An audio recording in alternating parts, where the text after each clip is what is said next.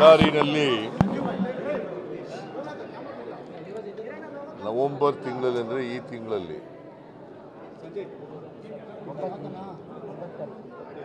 4 ಜನ ಗರ್ಭಿಣಿಯರು ಪ್ರಾಣ ಕಳ್ಕೊಂಡಿದ್ದಾರೆ. ಅವರಿಗೆ ಸಿಜೇರಿಯನ್ ಆಪರೇಷನ್ನು ಮಾಡುವಾಗ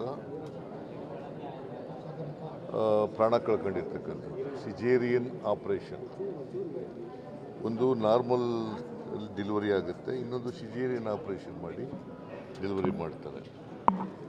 ಇದು ಸಿಜೇರಿಯನ್ ಆಪರೇಷನ್, ಆಪ್ರೇಟ್ ಮಾಡಿ ಮಗು ತೆಗೆಯೋದು ಇದರಲ್ಲಿ ಮಾಡಿದ್ದಾರೆ. ಯಾವಾಗಲೂ ಕೂಡ ಬಳ್ಳಾರಿನಲ್ಲಿ ಸಿಜೇರಿಯನ್ ಆಪರೇಷನ್ಗಳಲ್ಲಿ ಸತ್ತಿರ್ತಕ್ಕಂಥ ನಿದರ್ಶನ ಇರಲಿಲ್ಲ. ಇದಾದ ಮೇಲೆ ನಾವು ಒಂದು ಎಕ್ಸ್ಪರ್ಟ್ಸ್ ಕಮಿಟಿಯನ್ನು ಮಾಡಿದ್ವಿ. ರಾಜೀವ್ ಗಾಂಧಿ ಯೂನಿವರ್ಸಿಟಿ ಅವರು ಮತ್ತು ಎಕ್ಸ್ಪರ್ಟ್ಸ್, ವಾಣಿವಿಲಾಸ ಆಸ್ಪತ್ರೆ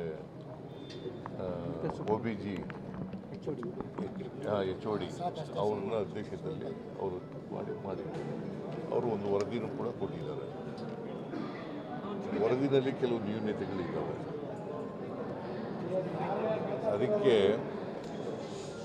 ಇಲ್ಲಿ ಈ ಇಡೀ ಪ್ರಕರಣದಲ್ಲಿ ಅದ್ಯಾವುದಾದ್ರು ರಿಂಗರ್